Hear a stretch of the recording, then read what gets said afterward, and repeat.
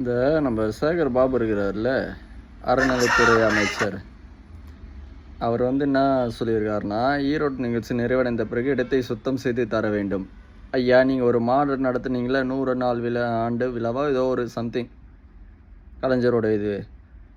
அங்கே அந்த இடத்துல கோட்ரு பாட்டில் 100க்கு மேலே கடந்திருக்கு. அந்த கிளாஸ் ஆயிரக்கணக்கில் கடந்திருக்கு. ஆனால் சுத்தம் செஞ்சது யார்? மாநகராட்சி ஆளுங்க. நீங்கள் அவனுக்கு பைசா கொடுத்துருக்க மாட்டீங்க, சம்பளம் வருதுன்னு விட்டுட்ருப்பீங்க. மாநகராட்சி ஆளுங்க பார்த்துப்பாங்க அப்படின்ட்டு. ஏயா,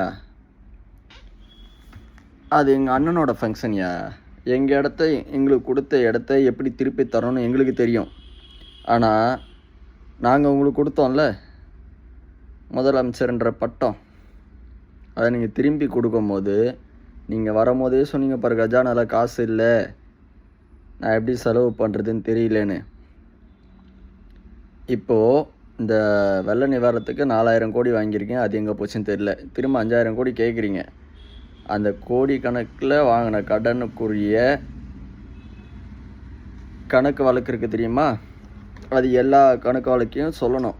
நீங்கள் கோயிலில் எவ்வளோ வருமானம் வந்திருக்கு, அதை எவ்வளோ கோயிலுக்கு கொடுத்தன்ற கணக்கு வழக்கை நீங்கள் சொல்கிறீங்க mister Sekar Babu sir.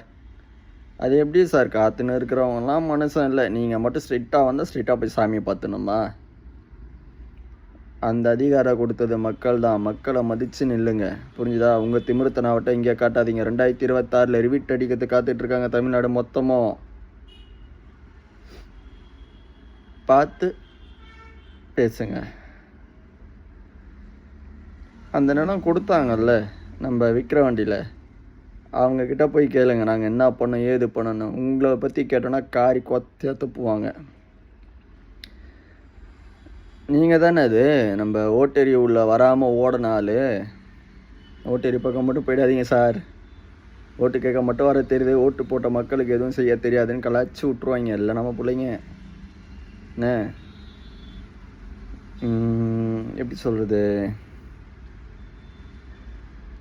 B Sekar பாபுன்னு வச்சுக்காதீங்க, சிங்சாங் சேகர் பாபுன்னு வச்சுங்க. அதான் உங்களுக்கு கரெக்டாக இருக்குங்க.